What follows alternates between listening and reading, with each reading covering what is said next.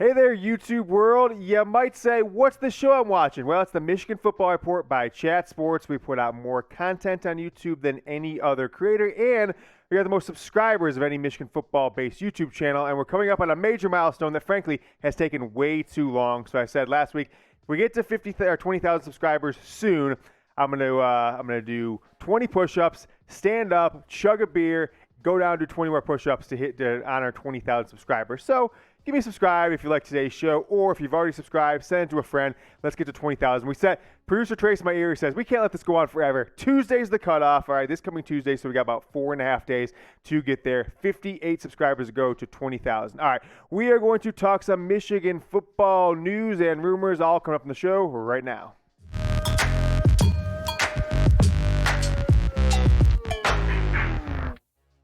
In addition to YouTube, we also are on Rumble, our presenting sponsor on today's show. So go over to rumble.com/MichiganTV. I really like Rumble. We can put some unauthorized content, some uncensored content, and you can listen on the Rumble app in the background. So you don't always have to watch if you prefer an audio-only experience on your sports news and rumors content. So big announcement tonight, 7 o'clock Eastern, CJ Carr.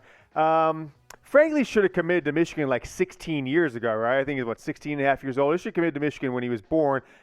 But I think he's going to commit to Notre Dame tonight. So I want to know what you guys are feeling, what you're thinking about this 2024 five-star quarterback, number 30 player overall in the 2024 class, out of the state of Michigan. Just finished up his sophomore year in high school, so a lot of time, but he's going to commit tonight. Michigan, Wisconsin, Notre Dame, or other. Let me know down in the comments. Give me an M, a W, an ND, or if you think it's other, go down and comment because you'll be, kind of just taking a wild guess there because I think it's going to be Notre Dame, maybe Michigan if last-minute miracle call from his grandpa, Lloyd Carr, comes in.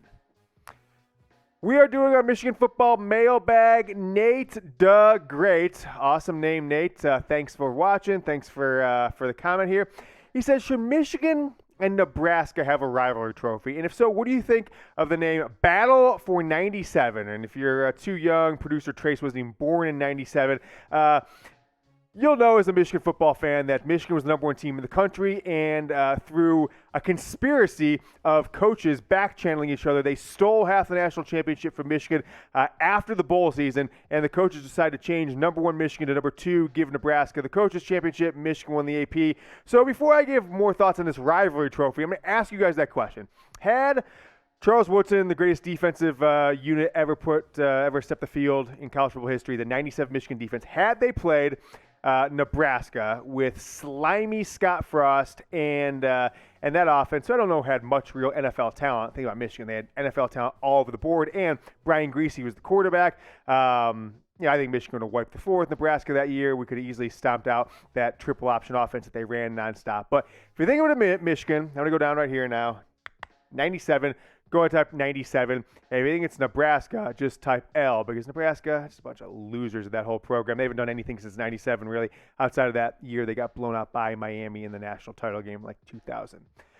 So, Nate, no, I don't think Michigan and Nebraska should have a rivalry trophy for a couple reasons. One, they're not going to play every year, right? They're going to go 3 years on, 2 years on, 2 off, 4 on, 2 off, whatever it is.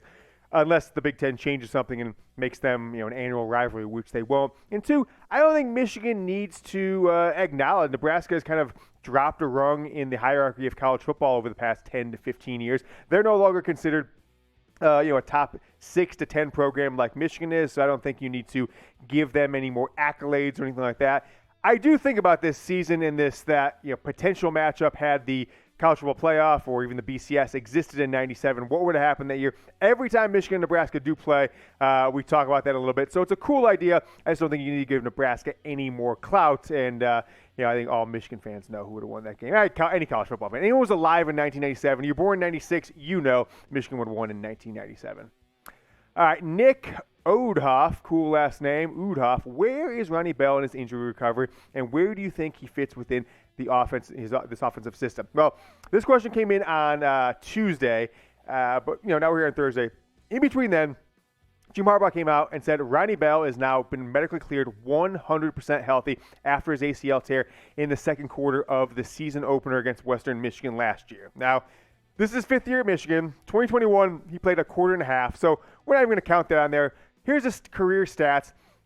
Didn't play a ton in 2018 as a true freshman, but then remember, in 2019, he was Michigan's leading receiver in a team that had Donovan Peoples-Jones, Nico Collins, and Tariq Black. This sophomore 2-star recruit came in and outperformed all those guys, and the 2020 season is an anomaly. 2021, he's injured. So I'm expecting a big year from Ronnie Bell. The biggest challenge, I think, for him is his ability to get in the end zone, which we'll talk about here in a second. But I put out my post-spring depth chart a few weeks back. If you didn't see it, I'll link it down in the comments and the description of this video. I think Ronnie Bell's going to be the number 2 receiver on this team this year. From I guess where the starting quarterback, whether Cade or JJ, who his number 1 option is, I think that's going to be Cornelius Johnson. Ronnie Bell will be the number 2, but they'll be on the field nearly every play certainly when Michigan's passing. Andrew Anthony has the ability to emerge as that number 1 guy, whether it's this back half of this year or into the 2023 season. But I think Andrew Anthony is the bright future of all these guys. A.J. Henning will mix in the slot. He'll come out of the backfield, etc. And then Roman Wilson has made a ton of impact. I think he'll be in that rotation of top 4 or 5 guys. We'll see what we get from Darius Clemens, Christian Dixon in his second year, or Mike Sainristil, the guy who's pulling 3-ways all over campus. I don't know if you guys heard about this. Jim Harbaugh said, Mike Sainristil, that guy's 3-way kind of guy, right? Offense, defense, special teams. Not the kind of 3-way you were thinking about while you're watching the Michigan Football Report from Chat Sports. But place your bets, folks. Go down in the comments, and it's a simple vote, just like when you go to the ballots in November. O or U. 5 touchdowns, right? You have to match his career total in one season, which is potentially possible, right? If he's a 5th-year senior and he becomes the top 1 or 2 options of this team, and Michigan, throws more than I don't know, whatever they have, 20 passing touchdowns or so last year. So O for over, U for under. I'm going to go under because he just hasn't proven that he's been able to put the ball in the end zone throughout his career. And then people's going to say, Penn State 2019, where he dropped that game-tying touchdown in the final couple minutes on 4th down. No one's holding that against him, but nevertheless, it still happened. I mentioned at the top of the show, I'm going to link it down in the comments and description, or you see it right there on screen with me. We are on Rumble. We're putting the best of the best on Rumble, and you can listen there audio only if you download the Rumble app for iPhone or Android. So go over to Rumble. You don't have to replace YouTube if you're watching YouTube here, but I think if there's times like, gosh, I wish I could just put this phone in my pocket, still listen to the show, that's actually one of the best benefits of Rumble, and the big tech sensors can't get to me, so I can drop F-bombs, I can take my shirt off, whatever I want to do over on Rumble. It is a free-for-all, so rumble.com/MichiganTV. Give us a follow down the app. Let us know if you like the experience over there. Chicky, Dougie Fresh, probably be my rap name, I think, if I was a rapper, Jimmy Fresh. Do you think Harbaugh goes back on the hot seat if we lose to Michigan State again, despite what he did last year? So let's take a little glance before I answer at Jim Harbaugh against Michigan State. It's really a series of unfortunate circumstances in a lot of ways, right? If you look at 2017, the monsoon game where Michigan was favored by 19 points and somehow still lost. 2015, he had trouble with the snap, the bobbled punt, the most crazy ending in maybe college football history. Tom Downey, you remember that 2015 Michigan State game, that's for sure. And then 2020, Michigan was a disaster. 2021, I don't know, up 16 in the third quarter. I think Jim Harbaugh realistically could be and probably should be 5-2 or 6-1 against Michigan State. But nevertheless, he now has a losing record after dropping the last 2 years to Mel Tucker. So people are going to say this, right? Is this Michigan State game year a make or break, right? Mel Tucker had a average team in 2020, still got the job done, beat Jim Harbaugh. They had a good team in 2021, beat Michigan, then completely fell apart the next week against Purdue, Michigan State did, and lost. But Mel Tucker's 2-0. If he starts 3-0 against Jim Harbaugh, that is a stain on Michigan's program that I think will take a while to recover, especially in state. Michigan State can definitely say they own the state of Michigan if they get that win this year again. It's in Ann Arbor, so I think it's not make or break for his job. He's not going to get fired. He's not going to go in the hot seat. But I actually think it's somewhat make or break for who owns the state of Michigan over the next 5 years from a rivalry and potentially even a recruiting perspective.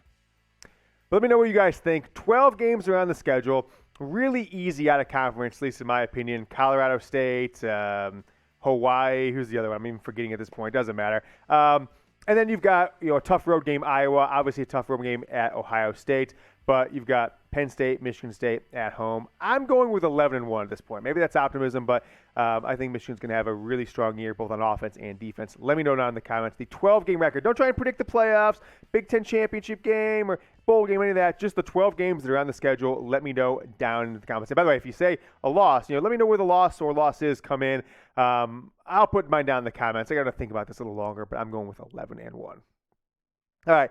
Alan Wiley comes in. Sorry, probably Wiley, right?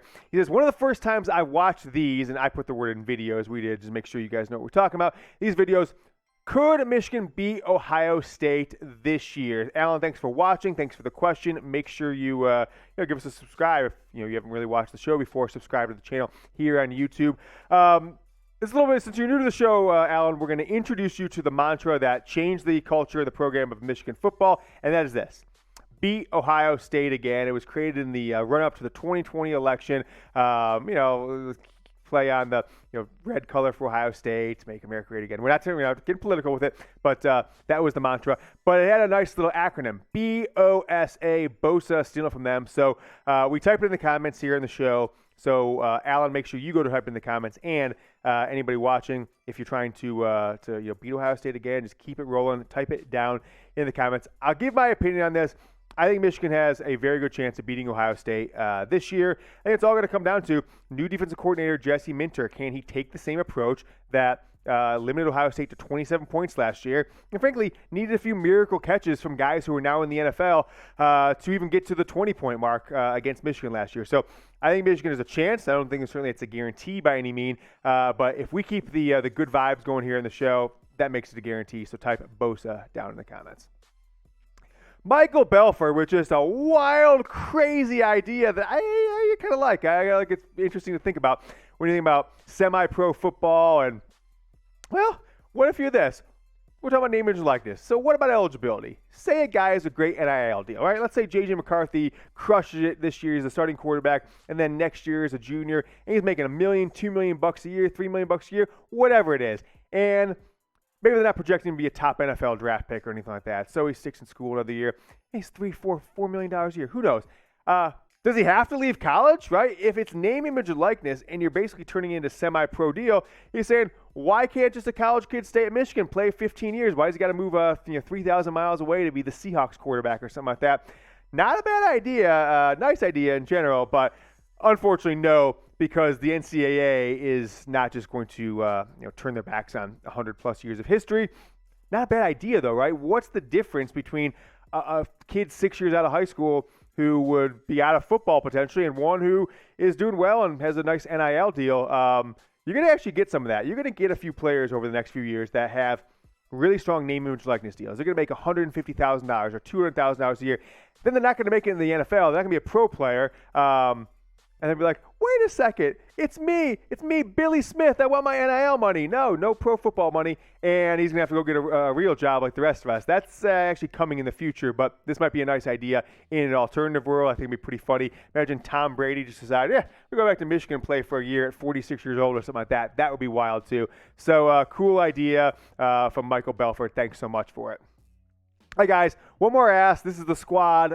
If you made it this far, guaranteed you're subscribed already. But we've been asking you for you. I don't want to keep harping on this 20,000 thing. So take the link. It's down on the bottom of the screen. It's in the comments description. Text it to a friend right now. Say, be part of the squad. Subscribe. We're going to hit 20,000. I'm going to watch this idiot Yoder do 20 push-ups, chug a beer, do 20 more push-ups. At least for that, send it to somebody and ask them to subscribe. All right. We're going to be back. I think I'll do a video Friday and then probably put out one this weekend as well. So make sure you subscribe. And until I see you next time, go Blue.